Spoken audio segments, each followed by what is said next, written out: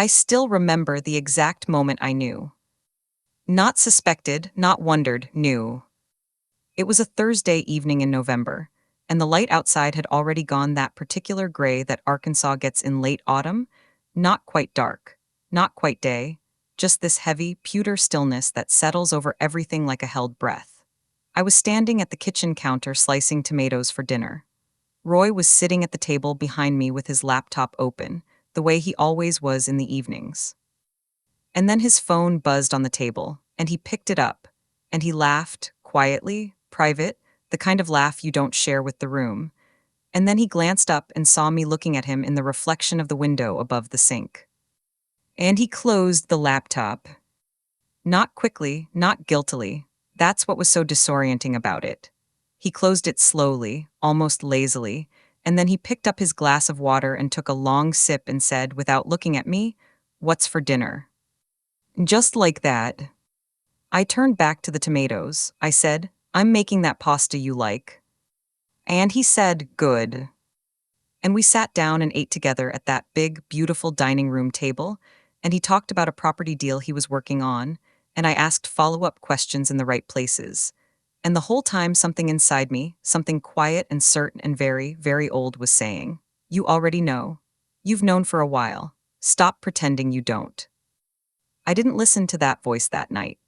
I had learned by then not to, because every time I'd listened to it before, every time I'd said something, gently, carefully, without accusation, Roy had looked at me with that patient, almost sorrowful expression of his and told me I was imagining things, that I had a tendency toward catastrophizing, that my first marriage had left me with trust issues that I was now projecting onto him. And the terrible thing was that he said it all so calmly, so reasonably, that I would sit there afterward and think, maybe he's right, maybe this is just me. I am 61 years old now, and I live in a small yellow house outside of Little Rock with a wraparound porch and a garden I've been tending for 2 years.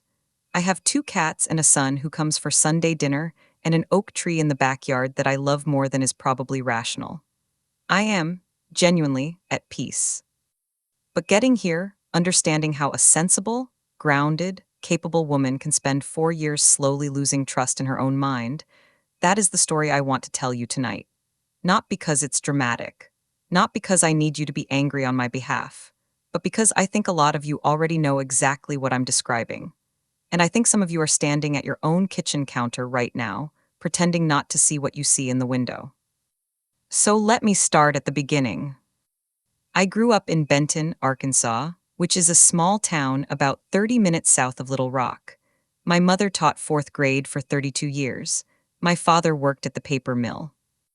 We were not a family with a lot of extra, but we had a supper table where everyone sat together every night, and a front porch swing, and sweet tea in mason jars in the summertime, and the particular smell of cut grass and honeysuckle in July that I have never once smelled anywhere else in the world and never needed to, because that smell was home. I was the kind of child who read too many books and felt things too deeply and cried at commercials and was told, mostly affectionately, that I needed to toughen up a little. I didn't toughen up. I just learned to feel things quietly. I went to college in Little Rock, studied nursing, because I wanted work that mattered and work that was steady, and came back to the county after graduation and got a job at Baptist Health. I was 24 when I married Thomas. We had Claire, who is 33 now, and Daniel, who is 28. We were too young and we made each other unhappy in the particular ways that young couples do, and we divorced when Claire was 9 and Daniel was 4. It was painful, the way any ending is painful, but Thomas is a decent man, and we raised our children well, and I hold no bitterness about that chapter. For 11 years after that, I was on my own, working, raising the kids, building the kind of small, steady life that doesn't make for dramatic stories but is actually, when you look back on it, something you should have been more grateful for at the time. I had my routines. I had my girlfriends, Linda from the hospital and Patty from church, and my sister Diane, who lived 20 minutes away and came over for wine on Friday nights. I had my kids on the weekends and my porch in the evenings, and a life that fit around me like something I'd sewn myself, imperfect but mine. I was lonely sometimes. I won't pretend I wasn't. Not in a desperate way, more in the quiet way that settles in after the children are in bed and the house gets still and you realize there's no one to tell the small things to. The funny thing that happened at work, the bird you saw on the fence post, the way the sunset looked driving home. Those small things, you don't know how much they matter until there's no one to say them to. I was 43 when I met Roy. He came to the hospital to visit one of the senior physicians he'd done business with. Tall, silver-haired, well-dressed in the way that said money but not showmanship. He asked me for directions to Dr. Patterson's office, and I gave them to him and thought nothing of it. He came back 20 minutes later and asked if I'd ever had coffee at the cafe down the block. I said I had. He said, "Would you want to go with me sometime?" And I thought, why not? I want to be honest about who I was when Roy found me. I was not a naive woman.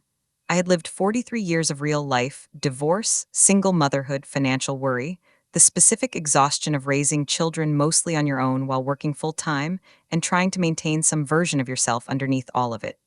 I was sensible. I trusted my gut. My friends described me as one of the most grounded people they knew.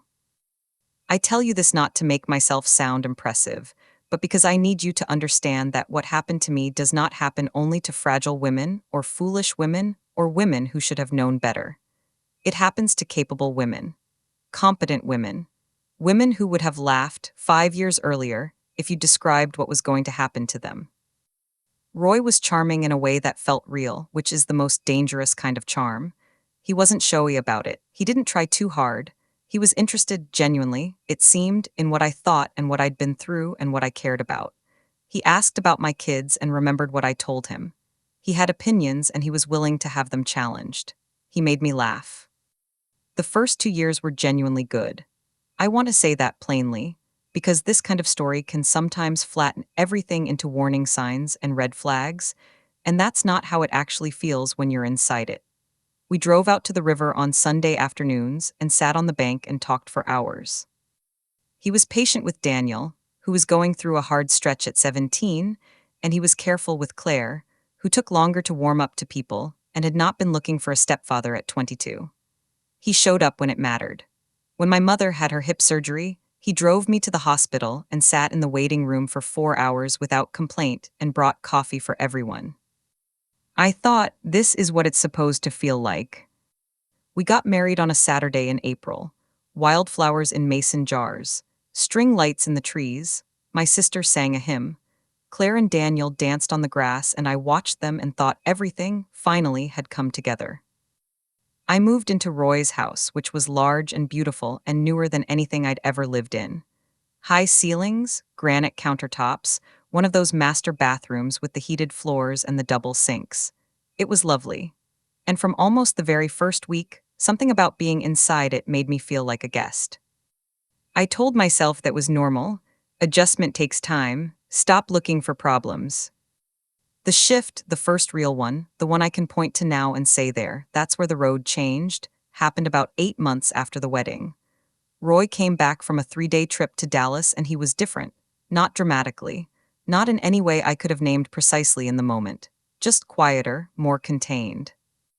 He'd always been warm in the particular way of someone who chooses to be warm, who turns it on with intention, and now the warmth was still technically present, but it was operating from farther away.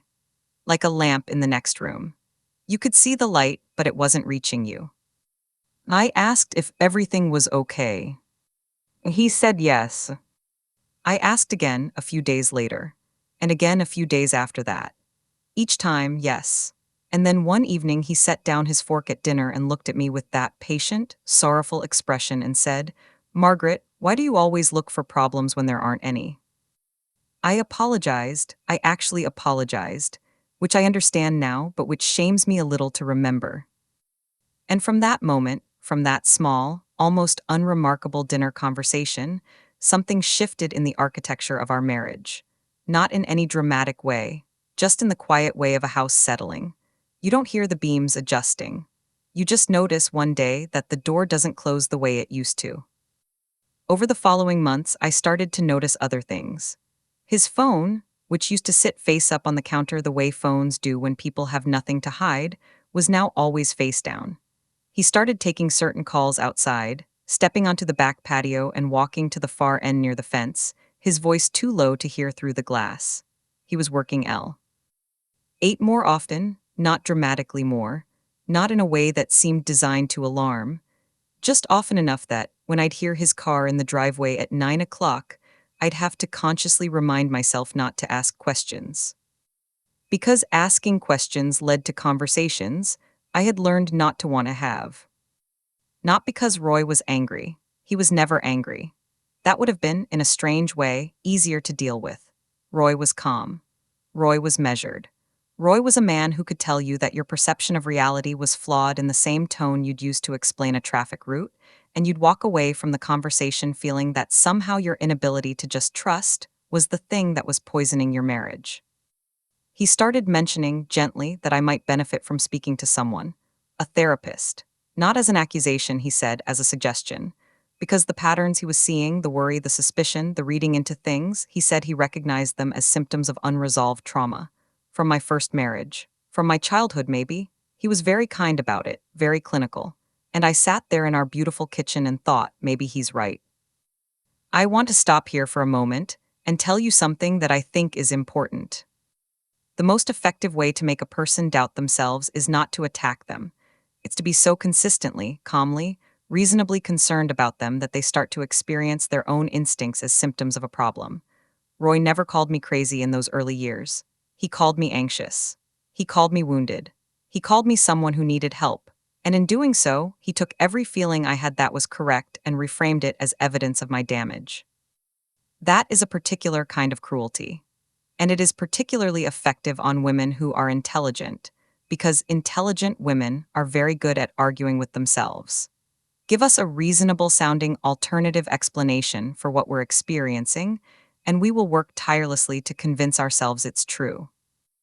I made an appointment with a therapist, Dr. Anita Howe, whose office was in a small professional building off Cantrell Road with a potted fern by the front door and a white noise machine in the waiting room.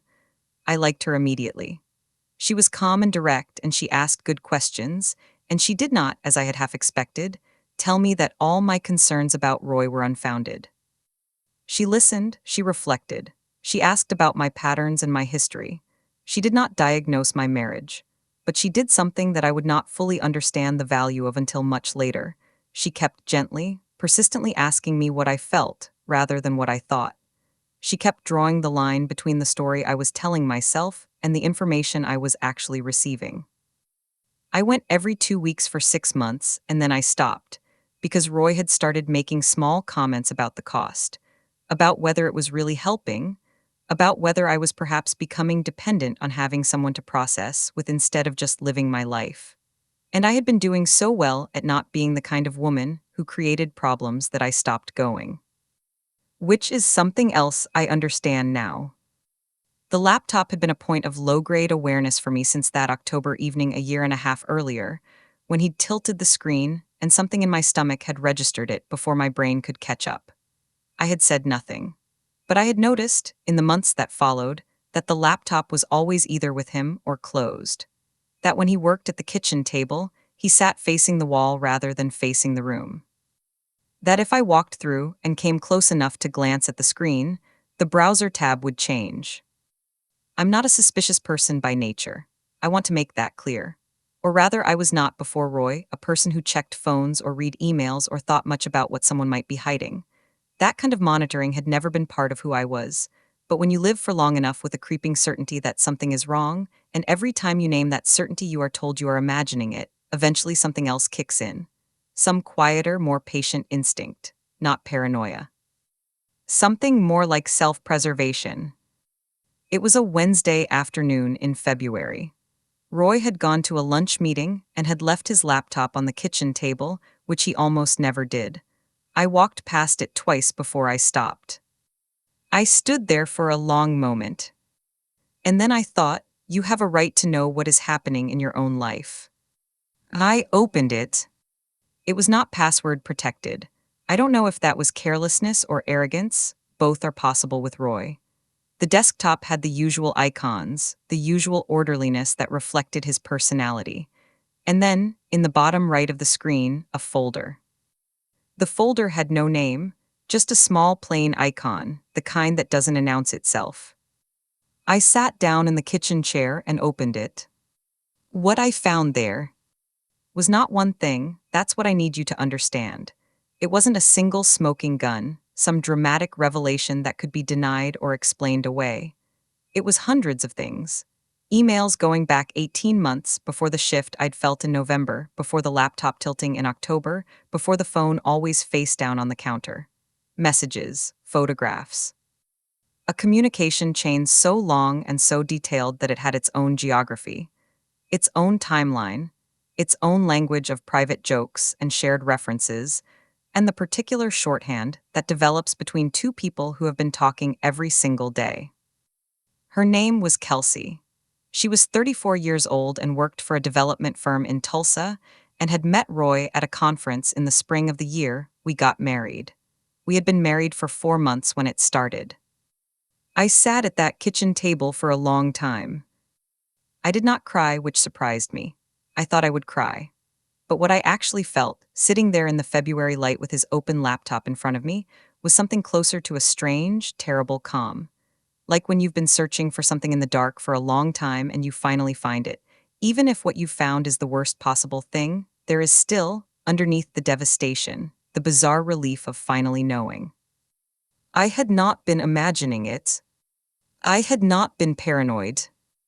I had not been anxious or wounded or unable to trust. I had been right. I closed the laptop and set it back exactly where it had been.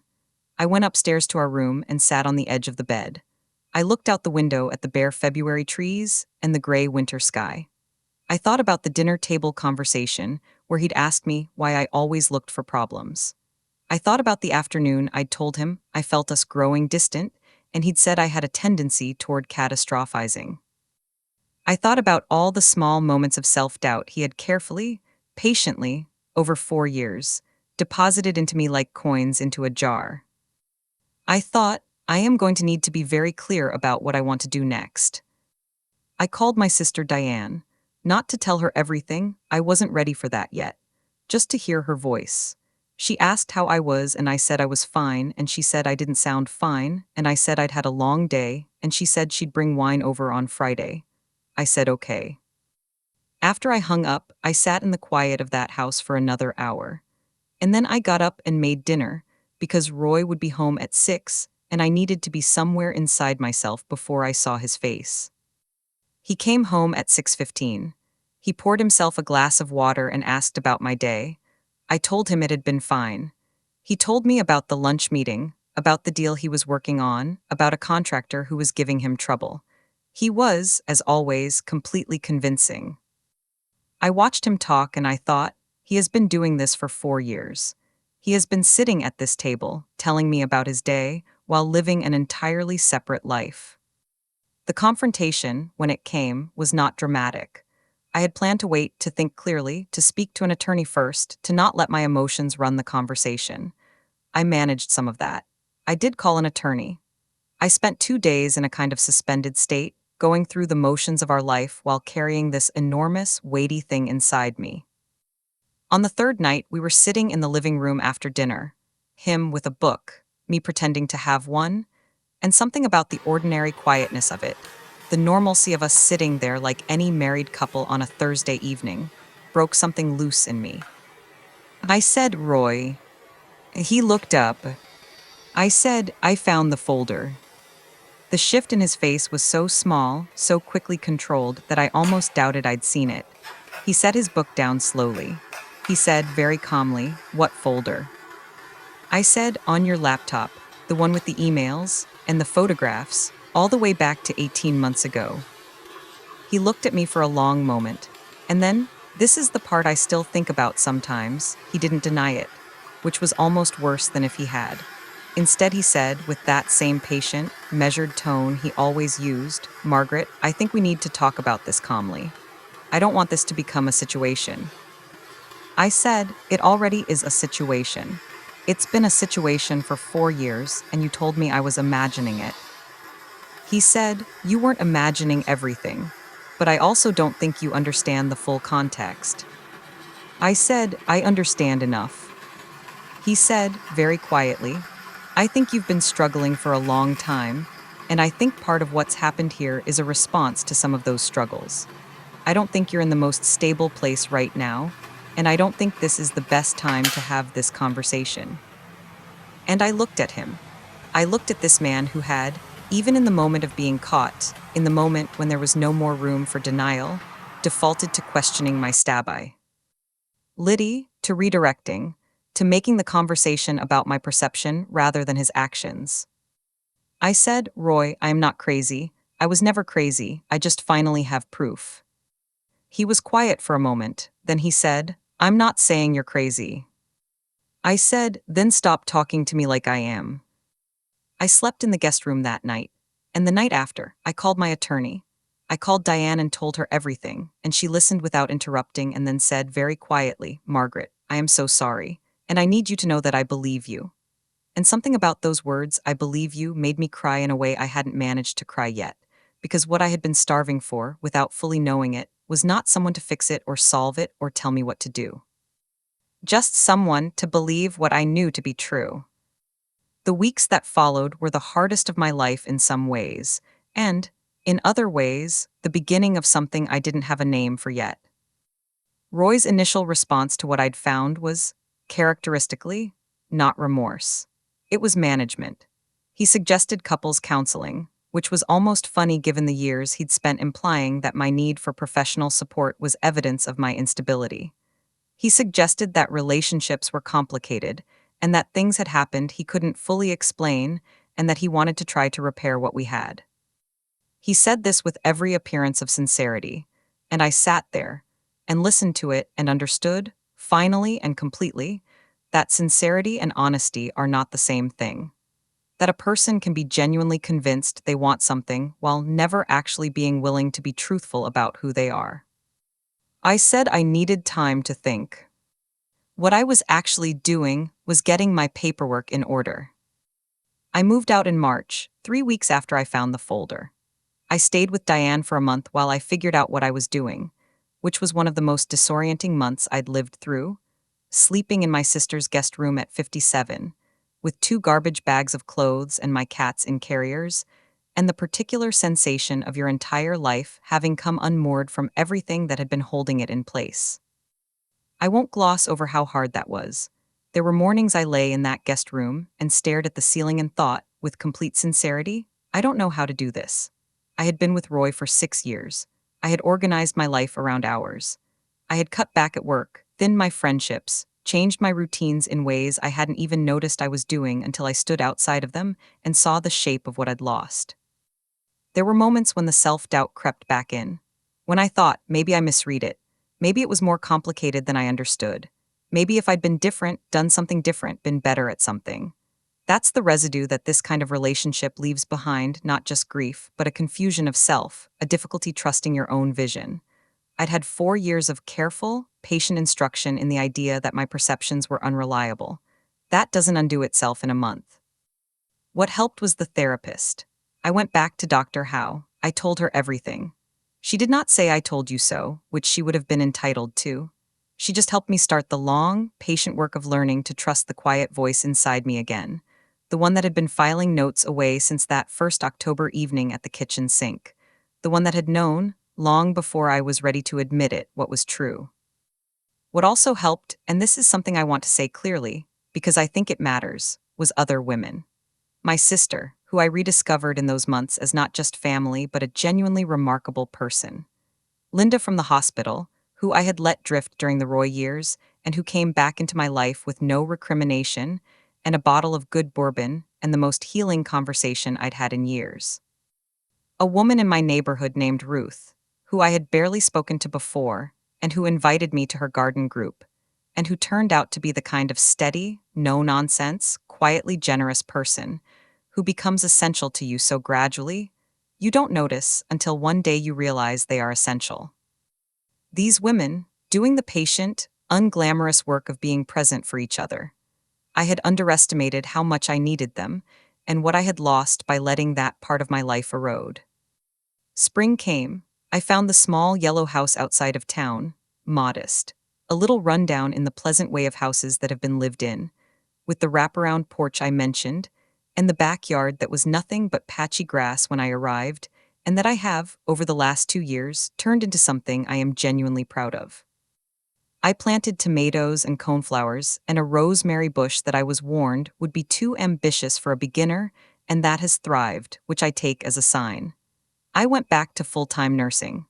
I started cooking for myself Ain, really cooking, the slow weekend kind, the kind where you put music on and pour a glass of wine and take your time. I found a book club that met on the second Tuesday of every month at the library, and that I now look forward to with a regularity that would have seemed small and lovely to the version of me that was 43 and newly alone, and now just feels like one of the dependable good things of my life. Daniel comes for Sunday dinner and always asks for the cornbread. Claire comes from Nashville every few months, and we sit on the porch in the evenings and talk the way mothers and daughters should talk when the daughters have grown up and the mothers have stopped needing to be right about everything. My sister Diane is 20 minutes away. My cats, Earl and Biscuit, are elderly and imperious and deeply comforting. And the old oak tree in the backyard that drops acorns every fall, I didn't plant it. It was there when I arrived. But it's mine now, in the way that a thing becomes yours when you've looked at it long enough and known it through enough seasons. What I've learned, what I want to leave you with, if you've stayed with me this long, is this. Your instincts are not your trauma. This is the thing I most wish someone had said to me clearly, at the beginning. When you feel that something is wrong, that something has shifted, that the person in front of you is not entirely who they appear to be, that feeling deserves to be taken seriously. Not acted on in panic, not dramatized, but taken seriously, sat with, listened to. The voice inside you that files things away quietly, that notes the small moments of not quite rightness, that holds observations even when your mind is busy explaining them away, that voice is not your anxiety. It is not your damage from the past. It is your wisdom. And there is a particular kind of person who will work very hard to teach you to be afraid of it, because your trust in your own perception is the one thing they need you not to have. I also want to say something about forgiveness because people ask about it. I do not spend much time being angry at Roy. Not because what he did wasn't wrong, it was. What he did to my trust, to my sense of my own reality, over years of patient, quiet manipulation, that was wrong in ways that go beyond the betrayal itself. But I find that the anger has slowly composted into something more useful, into a clarity about what I will and will not accept, into a knowledge of my own worth that, ironically, I could not have arrived at through any easier paths. I don't think I could have learned what I know now about myself, about what I need, what I give, what I require to be fully myself in a relationship, without having lost myself first and found my way back. I would not have chosen that path. But I'm grateful to be standing at the end of it, in my yellow house, with my garden and my cats and my oak tree and my people. If you are somewhere in the middle of this, if you are standing at your kitchen counter, looking at a reflection in a window, feeling something that every voice around you is telling you to ignore, I want you to hear this. You are not crazy. You are not too sensitive. You are not broken from the past. You are paying attention. And paying attention is not a disease. It is one of the most important things a person can do for themselves. Whatever it is you're carrying tonight, whatever quiet knowing is sitting in your chest that you haven't let yourself fully look at yet, you deserve to know the truth. You deserve to live in a reality that is real.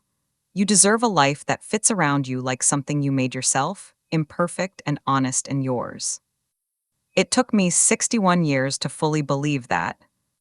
I hope it takes you less. Thank you for being here with me tonight. Thank you for letting me tell you this story.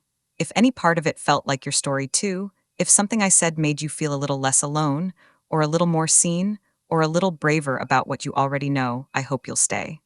There are more stories here. More women who found their way through and want to share how they did it. And if you have your own story, one you've been carrying quietly, one that's been waiting to be told, leave it in the comments. Even if it's just a few words, you don't have to explain everything. You don't have to have it all figured out. Just let yourself be heard. I'll be reading everyone.